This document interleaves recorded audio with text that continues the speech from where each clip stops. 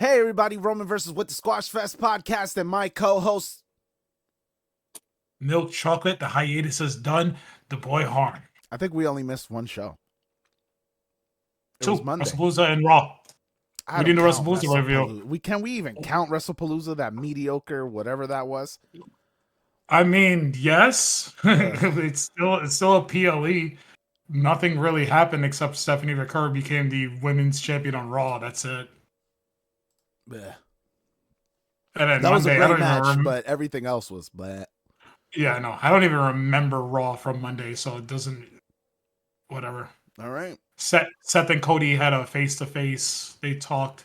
Cody punked Seth, basically saying, you're 0-3 against me. You've never beaten me in WWE, blah, blah, blah, blah, blah. Seth is going to win a crown jewel. I'm just saying. I'm putting that out there right now. Seth is winning that crown jewel. He definitely wins that. There's no way Cody wins it 2 years in a row. And gets a fourth win over Seth freaking Rollins. You're not doing that. Yeah. But Seth is definitely going to do it underhandedly. I would assume. Oh, 100%. I'm not claiming Seth is going to win anything clean as long as he has Bronson and Bronson attorneys at law behind him. Yeah. But Seth's going to win that match. So we're back. With that being said, all the technical issues are behind us, hopefully for good. Actually, I'm on the right, like, so this side. Yeah. Hopefully all the issues are behind us. As you can see, I got a brand new mic. I had to replace basically my entire setup. But yeah, glad that we could get that done roughly, only missing relatively quickly. Yeah, relatively quickly. Missing one show is not that bad. This is, I believe, episode 50, is it not? This is episode 50. Hold on. We're going to need some, fireworks. I know. We needed something. We needed some DJ something. Okay, if I play something in the soundboard, will play on your side? Did that play? What you... That's what you came up with? Doesn't it have a celebratory one? I only have 6 Discord sounds because I refuse to pay anything. So is this? That would have been a lot better than what's the matter with you? I thought the sad horde would be funny. All right, I went for the comedic joke instead of the thing. We could do that too. I went for the comedic joke of sad horn. I'm sorry. I guess, but I can't stand you. Hopefully that comes through in the recording. Oh, you're gonna be. You forgot to hit record? No.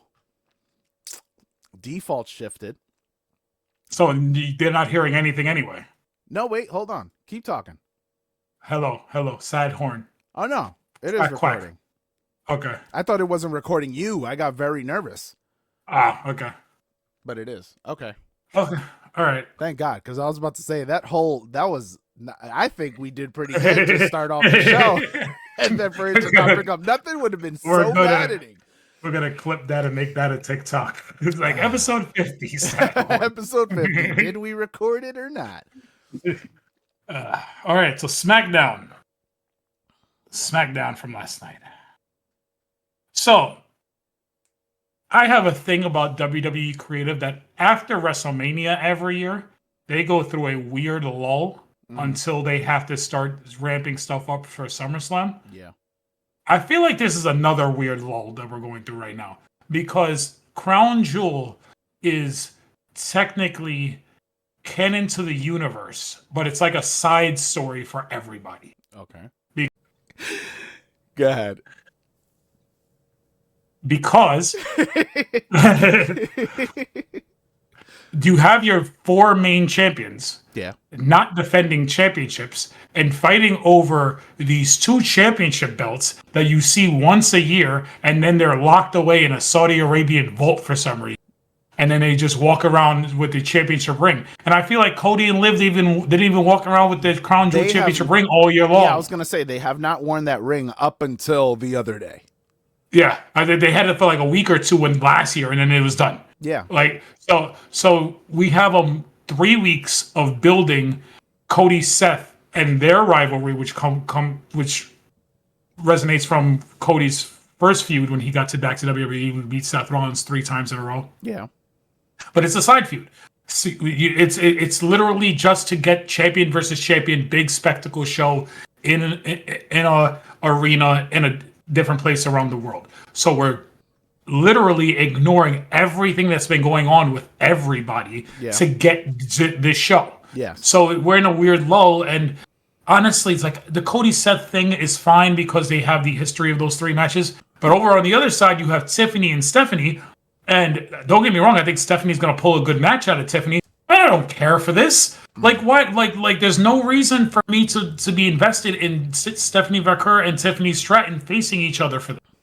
And, like, there's no, like, it's just frustrating when Tiffany's whole feud is over here with Nia Jax and Jade Cargill. We'll talk about that later. And Stephanie doesn't even have a feud going on because they kept her off of TV for the last 2 months going into WrestlePalooza because the match was supposed to happen at Clash in Paris. Naomi gets pregnant, so they had to move it back a month.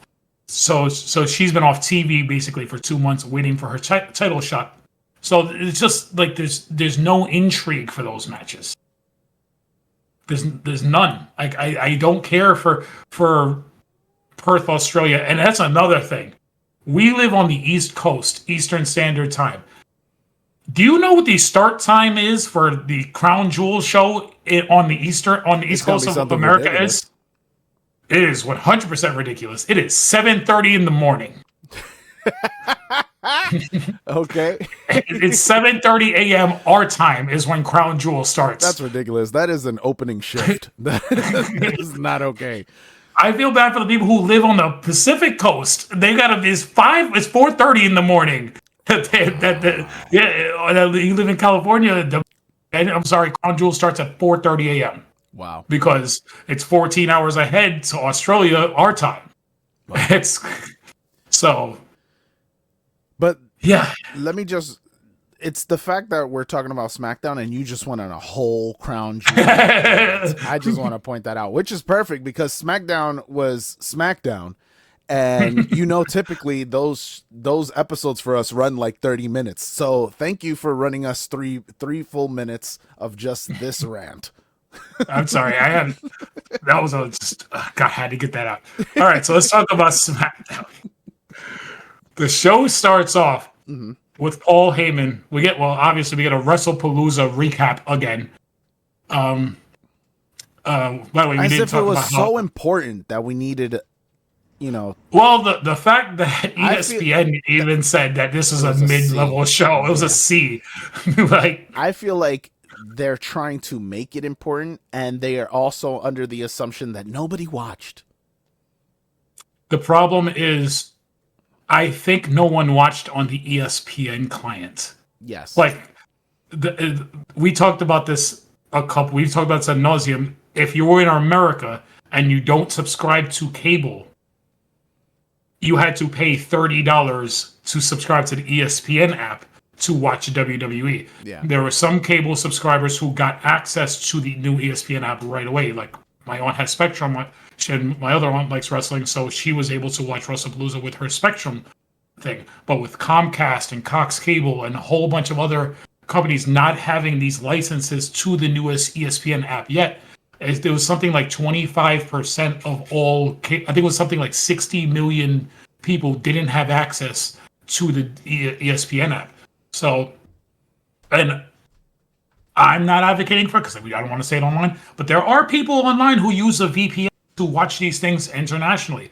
I get Netflix from my cell phone subscriber, so I can watch Raw for free. Basically, I'm already paying for it through T-Mobile. So I can use a VPN and watch it. I don't have to pay ESPN another $30 to watch it. So, but the greed sometimes and the corporate monetization of how TKO is doing things is really going to turn off some fans. Not all fans, but going to turn off some fans because it's like $75 a month to watch all of WWE product online or on your television. That's a ridiculous number. Yeah. Yeah, it's between Netflix and Peacock and because Peacock still has Saturday Night Main Event. So between Netflix and Peacock and ESPN, it's like $75 a month. How do you watch SmackDown? You have to have a cable subscriber because it's on USA, or you'd have to be able to watch it on. I think it's on Peacock the next day. Or is that Hulu? It might be on Hulu the next day because I know USA is owned by NBC, so I would think it's on Peacock the next day because Peacock is NBC. I don't know. I know it's on Hulu the next day. That I know, but I don't know because I watch it internationally. But get a VPN. Listen to Stephanie McMahon. Listen to Stephanie. All right. So let's talk about SmackDown. That we've had 7 minutes without actually touching this show. Paul Heyman comes out and he's just cutting a promo, doing his Paul Heyman, saying that I don't know. It's Cody comes out and they're just going back to they're just talking. Cody basically tells him that he's surprised that Paul Heyman isn't with Brock Lesnar. While he's cutting his promo, Bronson and Bronson come and circle the ring, and Cody looks at Braun and tells him, "It's like you're the next big thing. You're supposed to be the guy who's main eventing the next couple WrestleManias, and you have all the talent in the world, but you aligned yourself with Paul Heyman." And Cody runs down. He's like, "I'm the son of a booker. My father worked with," and he mentions a bunch of old timey wrestling promoters. I don't know if you know, but they're basically all territory promoters he worked with. He goes, "But we all knew what they wanted. No one has ever been able to figure out Paul Heyman." Which I love that whole spiel. It was good. Yeah, it was really Cody. good. It was good. And then you could see Heyman in the background just laughing and smiling. It's like, yeah, big talk about me. And then he goes, that's basically what it was. And then he looks at Braun and goes, "It's not for your benefit." Mm. He basically tells him it's not for your benefit. Paul Heyman is going to use you and then leave you to the side. And I wish they would do more of this because besides Brock Lesnar, that's the one guy, and now Roman Reigns, Paul Heyman has never stayed with a person long in WWE. Like his Heyman guys were like Cesaro, Big Show, Jack Swagger. Like he had a litany of Ryback. He had a litany of guys, and then he would eventually either turn on them or let them go. Punk in that as well, right? So he's like, you cannot trust him, and so. Then he looks and Bronson, he's probably telling you the same thing. So Cody's just like, you know what, this is probably stupid of me. Braun rips his shirt off one-handed, and then Cody's like, this is probably stupid of me, but y'all want to fight? We'll fight. And Cody starts fighting them. They beat him down. Randy Orton comes out, RKO's Bronson Reed after Braun Breaker pushes him. Cody, and they stand tall. And that's basically, that was the end of that for the night. Yeah. Like, I get it. I had assumed that was going to end up being the main event for the night. A tag match, right? Yeah, I figured that was going to happen because that's typical SmackDown actions. That's typical WWE booking for the last 30 years. Your first segment goes to your main event. And Vince used to do it too. All right, tonight we're gonna get Stone Cold and The Rock versus Undertaker and Kane because they started fighting. Yeah, right. Like it's just typical WWE booking. Yeah. It did not happen. It did not happen, which I'm good about. I'm okay. Just we're gonna get Cody and Seth. He fought off Seth's goons. They're not doing anything with Randy Orton again. Whatever. But yeah, I think it was just an excuse to get Randy on the show, to be honest. On the show? Yeah. Well, you saw his wife quote tweeted or liked a comment from some fan who said they're wasting Randy Orton, right? I did not. Yeah. Him Orton went on, and yeah, I was just like, oh, God, somebody needs to take the Twitter away from people. Mm-hmm. All right, so then we get Melo and Miz versus the Street Profits. Question, didn't we have this match 2 weeks ago? Or 3 weeks ago? Which one? Melo and Miz versus the Street Profits. Wasn't this a number one contender match? 3 weeks ago. Something That's like the thing. that. where the Street Profits beat them to become the number one contenders to go into not Russell Bulls, it was something. Clash in Paris. Yeah. Well, we got it again last night. And it was almost copy paste from the last time. This is my problem. Except the story in this one was both teams have internal struggle amongst them. Yeah. So there was an interview going in where Montez and Dawkins were like, yeah, brothers fight, brothers do this, but we're always going to be on the same, we're always going to have each other's backs. I mean, it was cool to see because they looked like they were on the same page. Yeah. Which is fine, because when Dawkins hits him with a steel chair, it'll mean so much more. Yeah.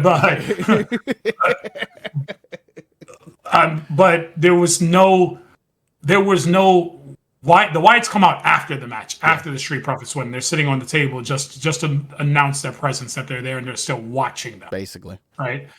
But it was the internal struggle of both teams. It's whether or not the Profits are on the same page and whether or not Melo can trust Miz and vice versa, right? So towards the end, Melo is going up for nothing but net. Miz tags himself in again. So it feels like this is like the fourth time this has happened. Miz goes to get the win. Miz goes for the skull crushing finale. He misses, and the Street Profits hit their spine buster into the frog splash.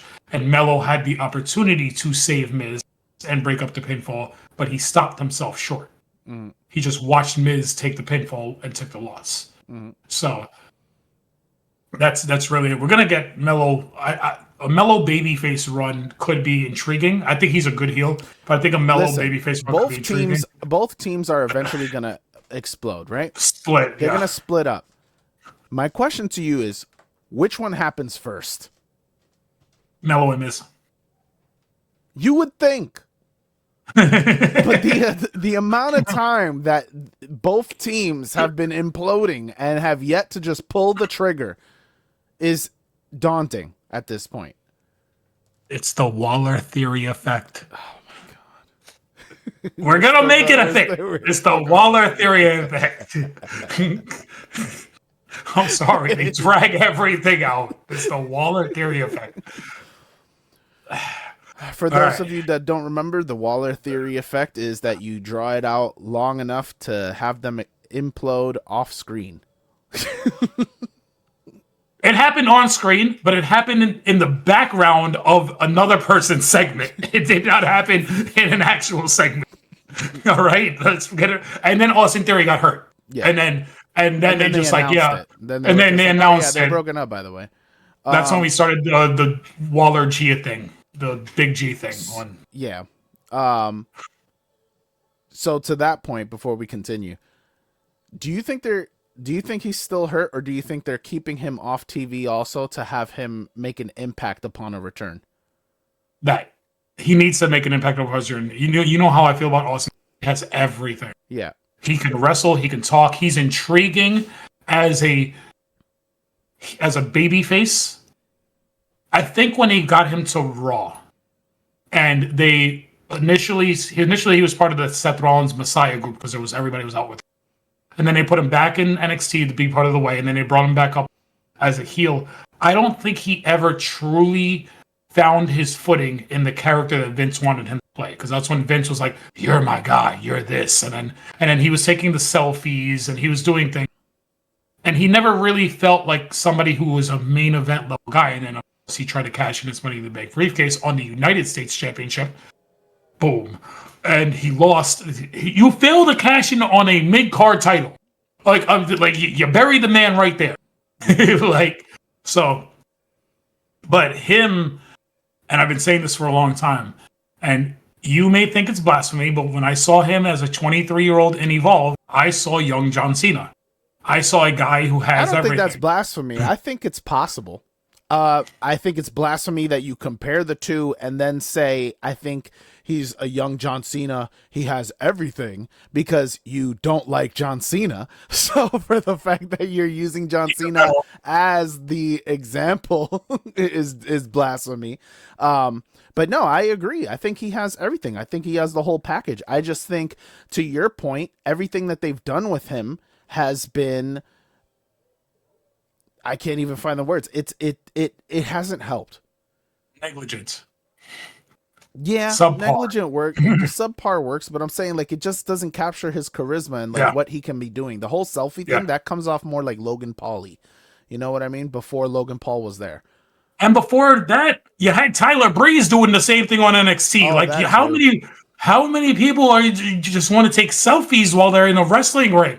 Like, anyways, but yeah, no, I think a Rumble return might be good for him. Yeah, I'm not saying win it, but a Rumble return where he had a nice little run afterwards would be good. All right, so if not for the main event, this would be I can go do whatever I want during this match and nothing of it matters. It's Julia and Kiana James against B-Fab and Michin. Like, why? The only thing that catches me off guard is the fact that you said if it wasn't for the main event. You think that this was better than the main event? No, I think the main event, the botches and all that and everything that went wrong with the main event, I still would put that above this. This doesn't need to be on TV levels. Yes, like we don't need it. The main event, I understand why it's on TV, but they just messed everything up. I'm gonna let you give the recap, but I have thoughts. Julia and Kiana James was B-Fab and Michin. Honestly, if I didn't even pay half attention to this match, I probably paid 25% attention to this match. Julia hits something on Michin and gets the win. Kiana James got no offense in. She was just there to get a beat down until she tagged in Julia, and Julia looked good. She's your United States Women's Champion. So theoretically, I know this is not how championships have been booked in WWE, but theoretically, she is your number 2 woman on that roster. That's what having that title means. Or supposed to mean. She hasn't done anything since they called her up and they split her from Roxanne Perez on Raw. Nothing. She's holding a title for no reason. She has no real feud. B-Fab, listen, we can talk about Jasmine Nix leaving NXT because she's going to go make more doing the Elena Black, Cora Jade OnlyFans thing later. But if you wanted to keep Jasmine Nix on NXT, get rid of B-Fab and give her contract. Because there's no reason for this. There's no, I'm pretty sure she's a lovely person and she's talented at what she does. Wrestling is not one of her talents. It's not. She wants to be a manager. She wants to be a Street Profits valet. Fine. She wants to do something else in wrestling. Fine. Get her out of the ring. She cannot do it. And by putting her with Mia Yim, and they haven't done anything with Mia Yim since she's been in it. But Mia Yim is an accomplished wrestler everywhere else she's been. You're dragging Mia Yim down by saddling her with B-Fab. This is my problem. I mean, I understand everything you're saying. But we already talked about Mia Yim in the sense that she's just a hardcore person. That's her whole gimmick. They're not gonna do anything with her. She's just there for that gimmick. And she's a placeholder for somebody waiting for a real feud to happen. My issue is you gave way too much offense to B-Fab. This chick was throwing kicks left and right. It looked like it was a match to showcase B-Fab versus to showcase Julia in any sort of capacity. Like, granted, she got the win. But it felt, I don't know. My feeling from it was the fact that they were like, all right, we need to get more reps into B-Fab and get her prepared for something. And we don't. We don't need to. Exactly. We don't need to. This is not something that we should be focused on live television. For what? Because I'm going to talk about NXT. I'm going to just divert to NXT real quick. NXT has a PLE tonight. They have 6 matches. 3 of them are singles women's matches. Yeah. So that women's division in NXT is pretty goddamn deep. Yeah. Why are we putting resources into B-Fab instead of bringing up Sol Ruka, Jordan Grace, Blake Monroe?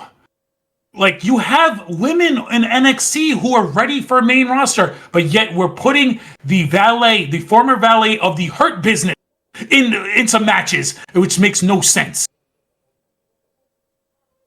Actually, that wasn't the Hurt Business, it was the Pride. I'm confusing the Bobby Lashley groups. Yeah. It was Bobby Lashley and the Street Profits. Yeah. Actually, whatever. You understand what I meant? Yes. Yes, but yeah, we don't ever need to be showcasing beef. I don't remember if there were. Oh, let's talk about the Drew McIntyre real quick because it's not on my list. Drew McIntyre comes out to the ring and he cuts a promo, and again, everything he's saying is correct. Drew McIntyre says, "I should be world champion right now." He says, "This is the arena that I made my debut in NXT, my re-debut in WWE when I came to NXT. This is the arena that I should have walked out the title a couple years ago when there were nothing but screens on. This is the arena that and I should be here. I should be champion here. But because of WWE officials, I am not the champion right now." And then he points at the announce desk. He goes, "I had Cody there, and I could have claymored him through the table. Is that a disqualification? If I would have claymored him against the ring steps, that's not a disqualification. So why am I claymore him on the announce desk is a disqualification?" So again, right? This is no lies. Drew McIntyre telling the truth, and I'm like, how is he the villain? How is this man the villain at this point in time when nothing he says is wrong?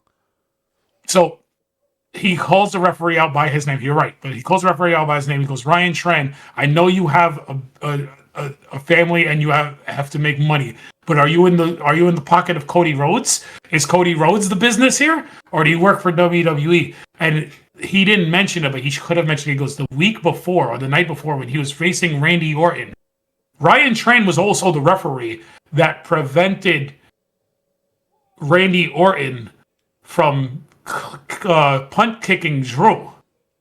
So, and the punt kick, if I'm not mistaken, is not a banned move." Yeah. So this one referee on two separate matches has gone out of the way to screw over wrestlers in their matches. And they're both including Drew McIntyre. One in Drew's favor and one hurting Drew. So, listen, if I were writing WWE right now, I'd write a story and making Ryan Tran a character and something, because like they used to do with Earl Hebner. Absolutely, this is how you can you can get me involved in other ways. So Drew. Oh, by the way, Drew is wearing a boot on his foot, like a walking boot on his foot. Yeah. Because when he went to claymore Cody at WrestlePalooza, Cody moved after the referee stalled him. Cody moved, and his foot went through the bottom of the announce desk. So he's wearing a walking boot. Because Nick Aldis WWE Medical, Nick Aldis. Sorry to jump the gun. He was saying how WWE Medical cleared him, but Drew right away is like, WWE Medical. He has Cody his own medical. Yeah, he has his own medical. They said he's not clear. Yeah. So Nick Aldis is like, "Listen, I don't care. You want to complain? You want to talk all night? I'm done. The referee's decision is final. You're not getting another." And Nick Aldis walks away. So Drew's then yelling at him, and Jacob Fatu's music hits. Mm-hmm. And Jacob Fatu comes out to the ring. Hey, not having been seen for a while, Jacob Fatu. I don't think he's been back since Sammy won the U.S. title. Yeah, pretty much. That's several weeks ago. Yeah. So Jacob Fatu comes out and he goes, "All you do every week is complain." And then he goes, "Stop bitching." Yeah. He goes, if I had a problem, I would do something about it. And then he's just, yada. And then as soon as he goes to do it, Drew hits him with a glass cow kiss, headbutts him. They fight. He hits him with a super kick. He takes the boot off his foot. He hits him with the boot. He stands over him and he walks out. Give me Jacob Fatu and Drew McIntyre.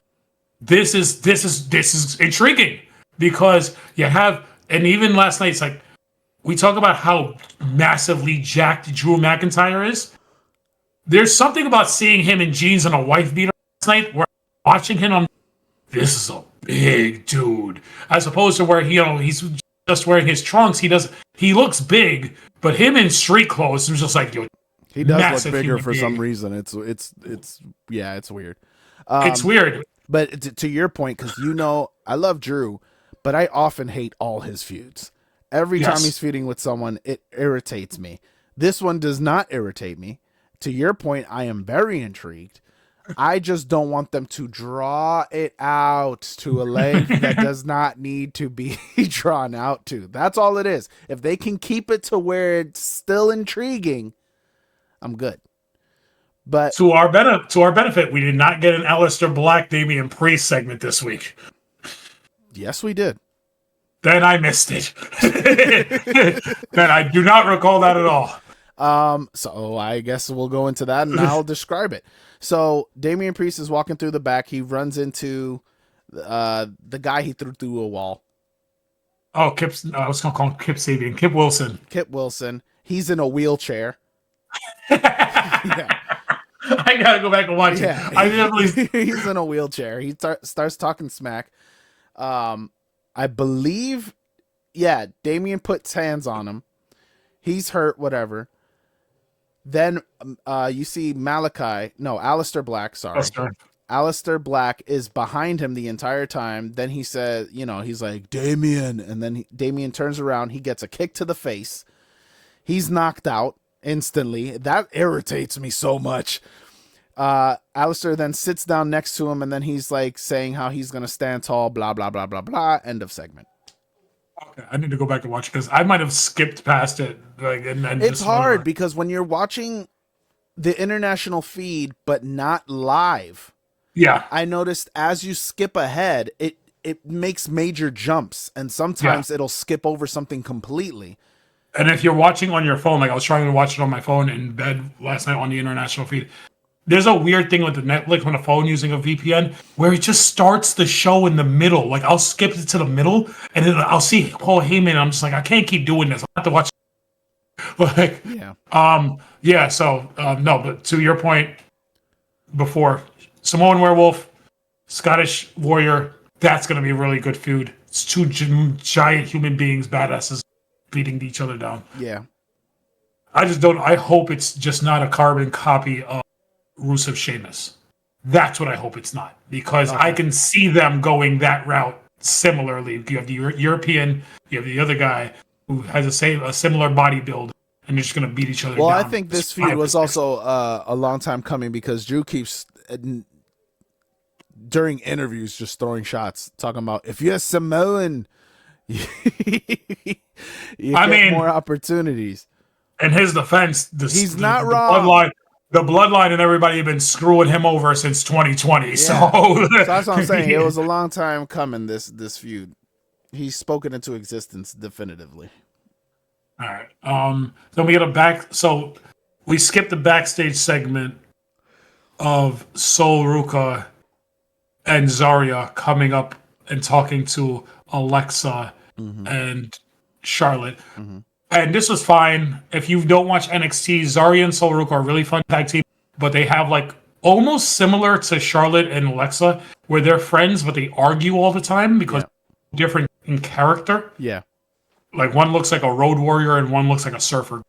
Yep. Like, and they are telling them they want a shot at the NXT Tag Team Championship, the WWE Tag Team. And Charlotte basically tells them, it's like, you can't just jump up here and jump to the front of the line. You have to get to the back. And Alexa goes, who are you guys? You don't even look like you're friends. At least me and Charlotte, we do things in a friendish sort of way. You guys don't even act like you're friends. And Alexa in front of Zarya was hilarious. The way they pan the camera, so tiny, as she's staring up at Zarya. Hilarious. But Alexa is she's like a little chihuahua that just wants to fight everything, but you want to kick it. Yeah. Okay. and that's so Alexa is taking the reins and going in front of Charlotte and taking control of the team, even though you have the 14-time women's champion behind you. But Alexa feels like I need to be in charge. It's such a strange dynamic, but I love it because Alexa's so good. You're gonna offend PETA. Just if there's any PETA listeners, they're gonna be like, oh, "He said he wants to kick a dog."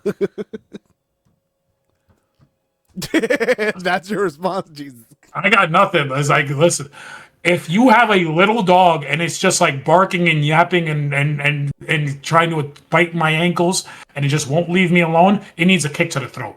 Like, I'm sorry. Like, I can't stand you. Jesus. Okay. So we were gonna get into it a little later. However, I'll bring it up now. You want to talk about canon? Speed Championship is canon. Yes, on NXT. It's an NXT championship. It's canon now because she wore it on the show. Mm-hmm. It is canon. Wore it on SmackDown, yeah. 100%. So I just wanted to bring that up because you were going to bring up how the fact that I'm always arguing NXT is canon. NXT is semi-canon. Semi-canon. Well, they were in Orlando last night, which I wanted to go to the show, but WWE prices are way too goddamn expensive. But they were in Orlando last night, so you saw Josh Briggs, who was ringside for the Javon Evans match. You saw Zarya and Soruka there. I think that might have been it from NXT talent there. But NXT is canon to the universe. Yeah. Because it's there. They are canon to the universe. Even if their storylines may not be canon, but the characters are canon. Yeah. I'm going to give you it. Relax. Calm down. Which makes TNA canon. TNA's been canon. Joe Hendry. Oh, yeah. He showed up at WrestleMania. TNA was canon before NXT. There was a Survivor Series 2018 thing where it was NXT versus Raw versus SmackDown. I didn't see it. It don't count. It was also the Vince McMahon era. We don't talk about that. Oh, that's also true. All right, so then we get our first, I'm going to call this what it is. The first official Sami Zayn U.S. Open Challenge. U.S. Championship Open Challenge. Because the last couple ones were not an open challenge. Because he knew who he was fighting. He knew he was facing in advance. Yeah. This was, he gets in the ring. He doesn't know who it's going to waste for the music thing. This is the first real open challenge. Copy. And Javon Evans comes out. And if you have not watched NXT, Javon Evans, I know you don't watch NXT. Javon Evans is a really fun 22-year-old super athletic wrestler. I was going to say African American, but his name is Javon Evans. So. But this was a fun match. They put on a stellar match. I thought you were going to glaze all over this. I was prepared to glaze. This wasn't. No, the match against Phoenix was better than. You think so? Yes, and I think because they really highlighted Javon Evans' athleticism. Yes. He's amazing, and that's what he does really well. But there were a few spots in this match where I think he was going for things, and they were trying to do it, and they just couldn't get it right. Okay. Like there was one spot where he goes and tries to like vertical, like he jumps onto Sammy's shoulders, and I think he jumped too high and too far, and Sammy was supposed to reverse it into a power bomb, and they just fall backwards onto Sammy, and then Sammy just rolls him over like a pinfall. Even though, if you look at the move, Javon actually didn't hit the floor. Yeah. Sammy did. So why is Sammy pinning Javon there? Yeah. So there are just little things like that where Javon needs to get a little bit more polished. But this was a really, really good match. They spotlighted Javon. That his cutter out of the corner where he gets the height on that cutter is amazing. I want to call it the Undertaker side dive, where he jumps over the top rope, a la Undertaker taking out the cameraman and against HBK, was really good. This was good. Sami Zayn gets the win. And I do love the fact, especially like you aren't going to put the U.S. Championship on Javon. Javon Evans I think is going to be the T title Obafemi eventually. But 22 years old. He's got a bright future. But what I do love about a little tweak to Sammy, they flipped his finishing move. Yes. They did 2 weeks in a row where he hit the haluva kick, which has always been his. But then he actually won it with the Blue Thunder. He wins with the Blue Thunder Bomb, which makes more sense. Yes. Like you hit the soup, you hit the kick in the corner, the guy.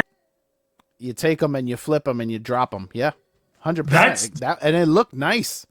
Yeah, I saw that and it was like, that's perfect. That's the way Sammy should have been doing it for the last decade. Like, because that makes more sense. So it's a little tweak, but it was really good. And this is the Sami Zayn push. Like, we're gonna get an 18-month Sami Zayn push. And the World Championship in Saudi Arabia, WrestleMania 43. Yeah. So calling it. All right. Is there any other backstages I forgot about or missed? That's the only one I can think of. Okay. So let's talk about this triple threat match for the Women's Championship. So what's my number one thing I'm going to say before I even say about the match? Just also be mindful you keep breaking up. Again? Yeah, I know. Internet. Yeah, I don't understand why. Yeah. It says I have a ping of 65. That's pretty. Okay. It just cuts out your voice. It doesn't. At least like your visuals look perfectly fine. You didn't break up there. It's literally just your audio will break up. Okay. Periodically. Yeah. Discord says you may notice your delayed audio at 250 milliseconds or higher. I'm at 65 right now. It should be.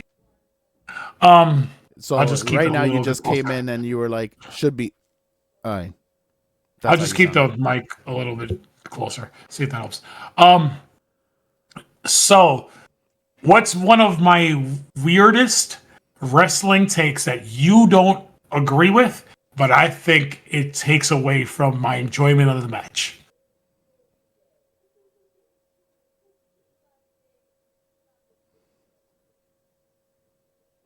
I'm going to say it, and you're going to roll your eyes. I know. Hold on. Give me a second.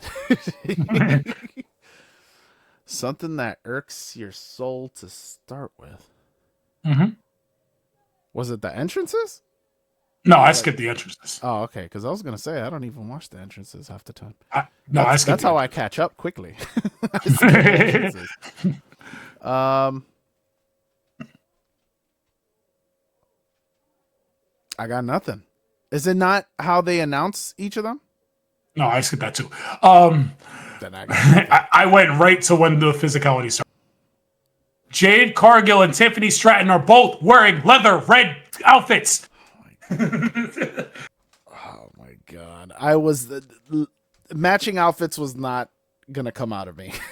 I saw that and I'm just like, why do these two women look like they're in a tag team? Again, you don't need to be wearing both red. You're both wearing, and they're both wearing red bras and red trunks.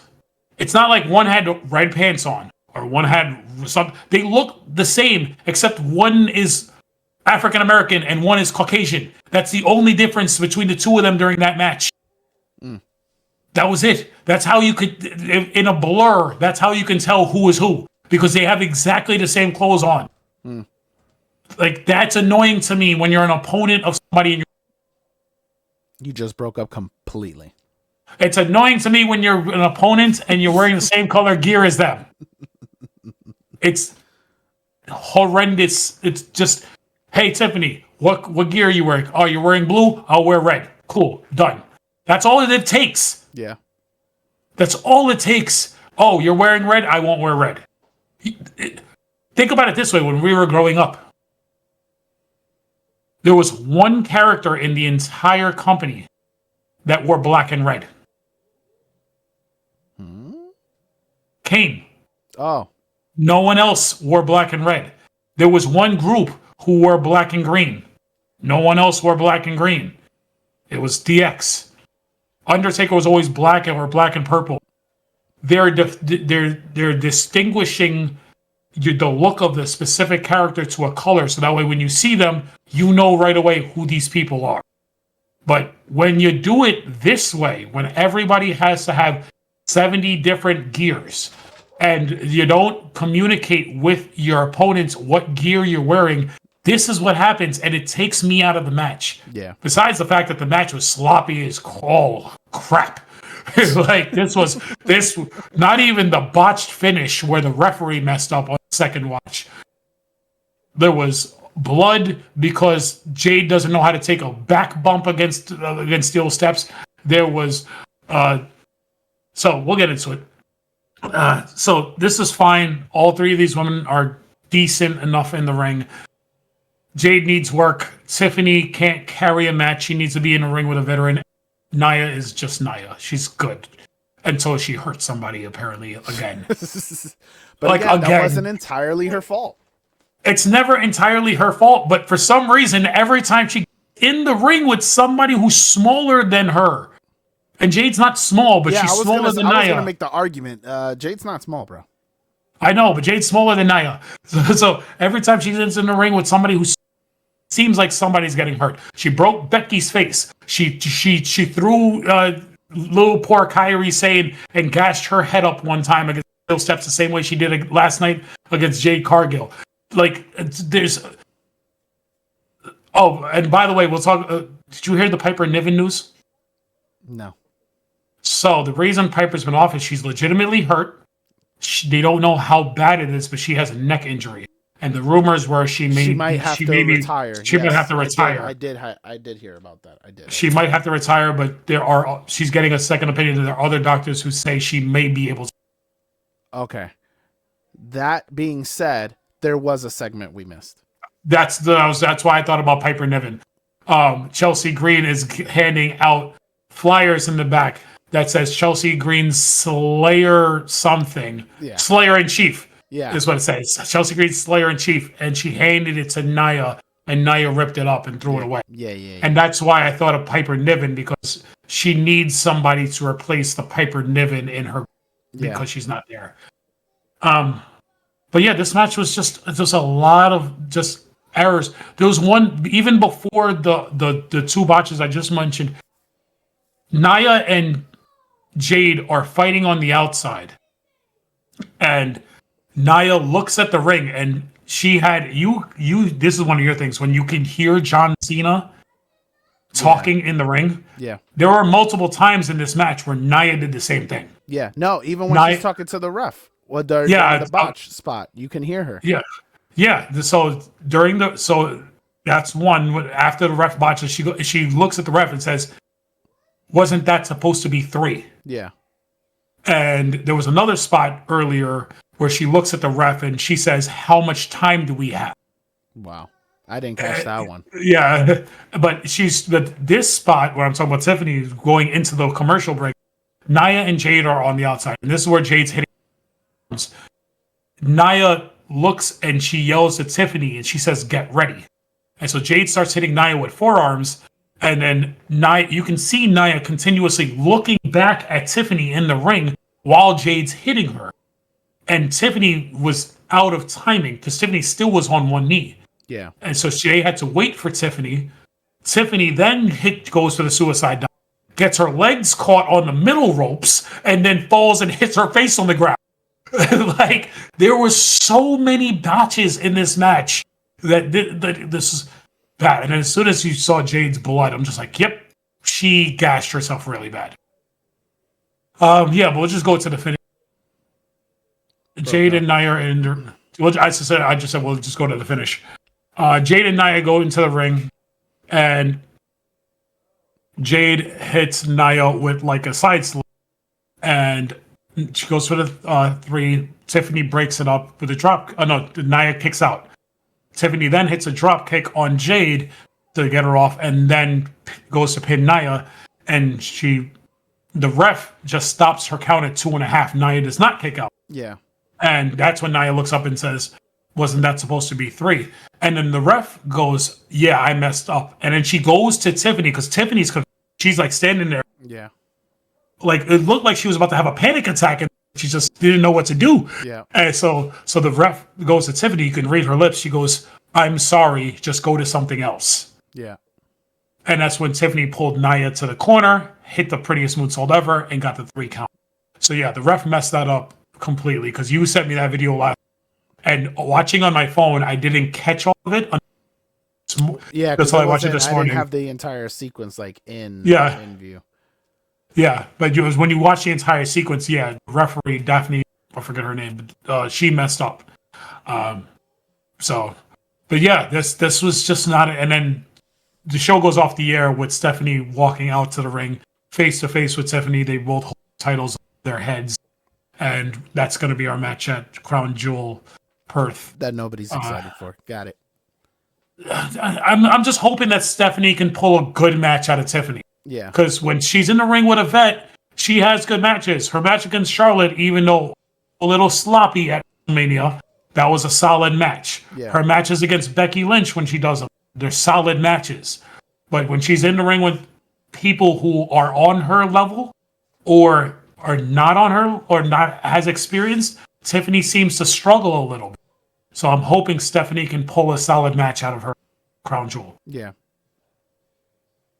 And that was SmackDown. Yeah. That was SmackDown. That's it. I got nothing. We got NXT. I just we went over everything. I just can't. It's just these shows, man. It's such a lull until we get into them building up for War Games, and I don't even know what the War Games is going to be this year because you have Seth and his group, and then they're not Jay, Jimmy, and LA Knight, and you're not going to put that in the War Games match. LA Knight may. You broke up twice pretty badly, but I understood more or less what you said. You said you're not going to put Jimmy with LA Knight and all that and put them together into a match, which they might actually do that. I just want to point that out. That might be a thing. It wouldn't be a good thing, but I can see that happening. But you also need to come up with something that's not Bloodline, because the Bloodline is all scattered right now. Yeah. But there's no other real faction. Yo, and I was going to ask you, when the hell did that vignette, because I keep seeing that vignette of Solo. Oh, yeah, we did. That was a different one. Yeah. We did skip that. Solo had another vignette, and he was bigging up JC Mateo and telling everybody why JC Mateo is the guy. I think why JC Mateo is somebody to be reckoned with and everything. So how I he's didn't an even, Olympian. one, you broke up, and two, I didn't even know there was a vignette last night. I was talking about the last one with Tongaloa. That was last week. Yeah, but I had missed it. I didn't even see it. I saw it online. I didn't even see it during the show. That was last week on SmackDown. This week was the one with JC. So he didn't kick everybody out the group like everybody initially thought. No. It's just that he's just bigging up one at a time every goddamn week? Yes. That's very stupid. Because the way he said it sounded like it was just him and his one man now. No.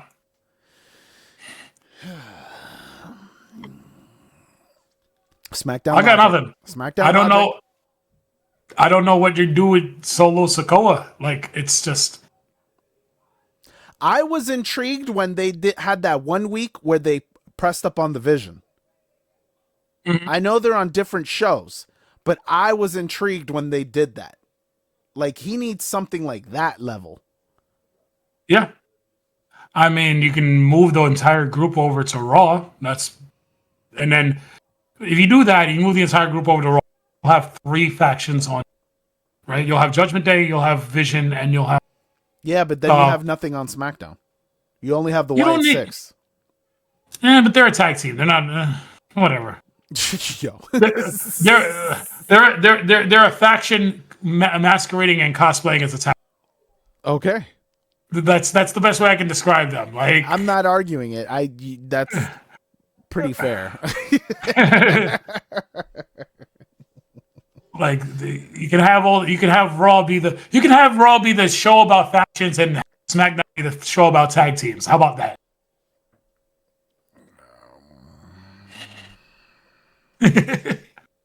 Why not? Like, you're not wrong. Because we can't keep talking about the Raw tag team division or lack thereof. You got nothing. You got New Day and Big G against Penta and the War Raiders, and then you got Finn and JD who don't defend the tag titles ever. ever. That's no. So that was SmackDown. We got NXT, not Takeover, not Heatwave, No Mercy. It's NXT No Mercy tonight. Blah. Hey, we got Obafemi versus Ricky Saints. Blah. We got Ethan Page versus, who was he defending? I don't remember, but Ethan Page is in action defending his North American title. Mm. And it should be a solid show. Awesome. Also, we got to start watching TNA. No. If we're going to be covering WWE, the number we 2 wrestling company, barely have time to get out Raw and SmackDown, and then as soon as a PLE comes up, we're struggling to record. How do you figure we're going to every week add a whole nother company? How, fam? I was going to say we just 2 more shows. NXT and TNA. I get yelled at just to do these 2 shows. It's 2 more shows we watch, and then we can do an NXT TNA as one review. That's a whole nother show. That's fine. We can do it on Thursdays.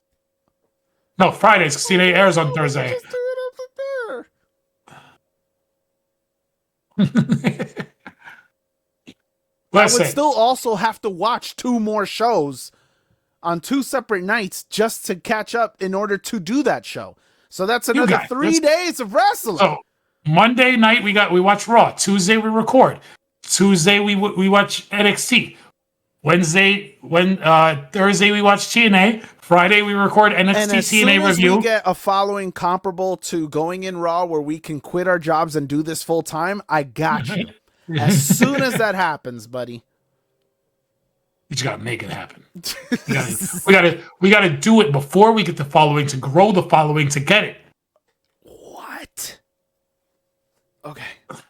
It's full circle logic. What would make more sense? You gotta get to this what point. Would make more sense? What would make more sense would be to watch TNA and just do real quick recaps of it for TikTok content. We can do that. We is a lot of people. I can do that. Okay.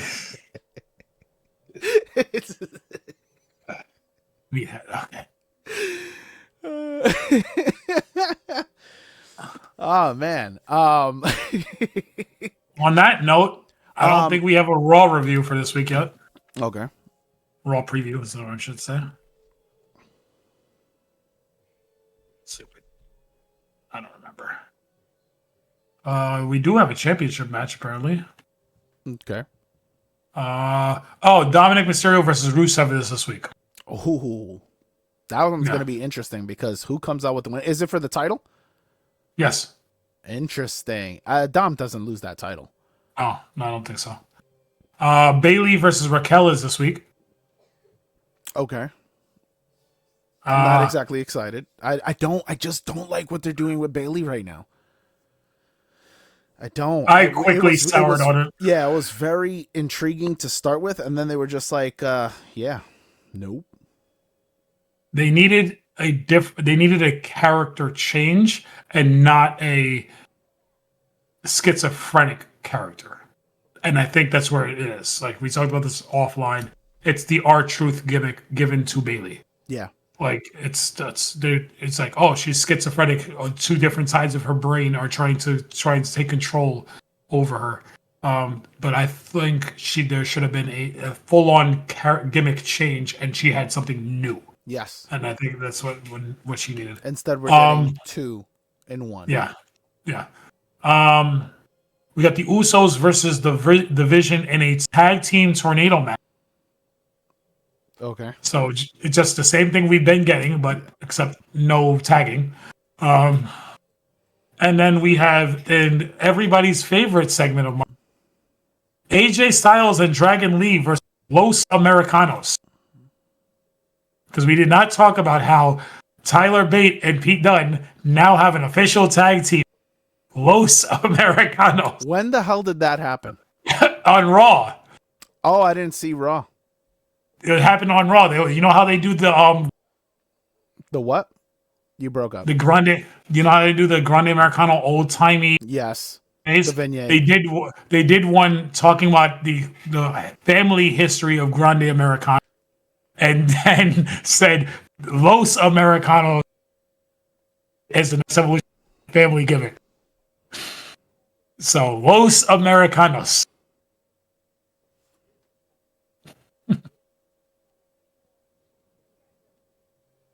Nothing? You got nothing for this? I think I'm over it. And we need to stop. Because they took what I said 6 months ago. I wanted it to be Chad Gable. I wanted it to be Chad Gable and the Creed brothers under mask and have a stable of fake Mexicans. They decided we're gonna take what this podcaster is saying with his 500 or whatever we got TikTok. We're gonna take exactly what he said. We're not gonna 439.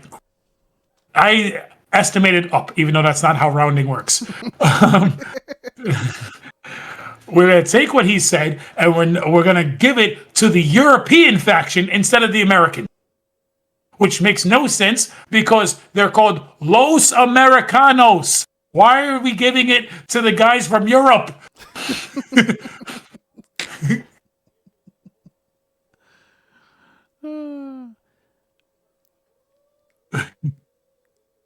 And they're on Raw, so I can't even say SmackDown logic, but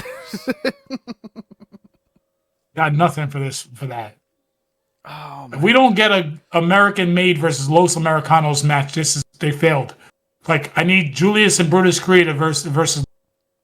Yeah, but at that point, the Creed brothers would be faces, no? Sort of. I don't know. Or do we consider Los Americanos heel? Yes, because they keep on screwing over the faces. Okay, when they go down to Mexico, they're baby faces. I don't know how that works. Because Grande Americano is getting cheered in Mexico. All right. Well, that was SmackDown, and now it's our Raw preview. So, you got anything before we sign off for the day? Yes. Episode 50, guys. We made it to 50. Let's go. Yeah, where's the... There you go. I had to open the soundboard. Through all the struggles we've gone through, the growing pains, we made it to episode 50. I know a lot of people thought we weren't going to be consistent. A lot of people thought that we were going to give up on this after episode 2. And and we've made it to episode 50. We've grown quite a following on TikTok. We're still growing. Every other post you make, we get another couple followers. I'm going to start getting back into my groove on it.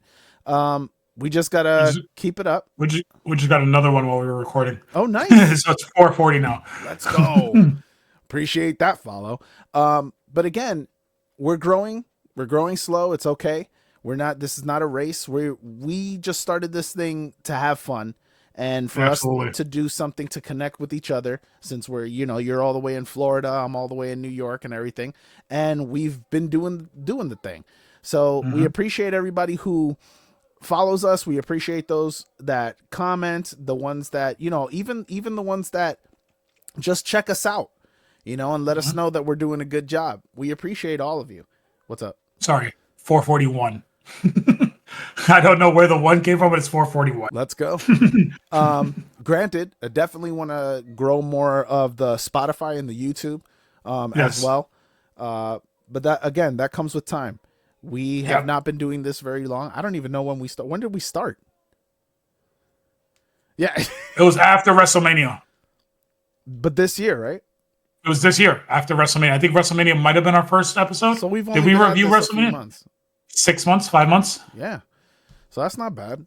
But yeah, we appreciate you guys. And, we want to keep doing this for you guys. We want to keep doing this for us. And we're hoping that we can continue to grow the community because that's what it's about.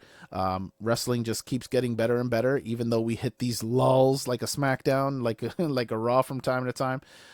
We do enjoy making this content for you guys. And we're glad that you guys seem to appreciate it back.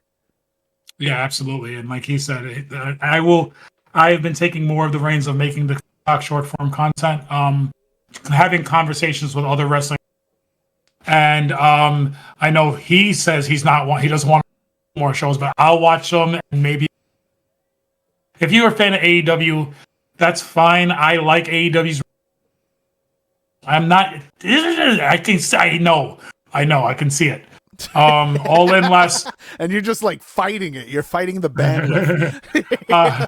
All in last week was a really solid show. I like what they do over there. Sometimes don't make sense, but if you're a wrestle guy, that's where I go as well. So, I'll start reviewing AEW on our TikTok as well.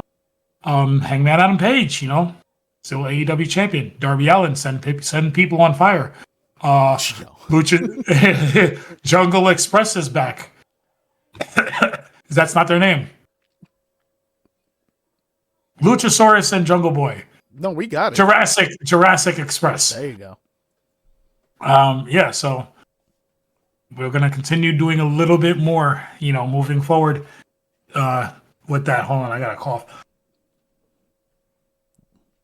Good job. I did not expect you to mute yourself. I had the cough button. That's the great thing about Discord. One button mutes. Okay, so yeah, that's it. I think that's where we called the show. Tuesday we'll be back at it for Raw. Hopefully Raw will be better than SmackDown. And Viva los Americanos. Why'd you have to? Why'd you do that? He's like, I have to end it with them. Oh God, that's just terrible booking. Okay, yeah, exactly. All right, guys, we appreciate you as always, and we'll catch you on the next one. Peace.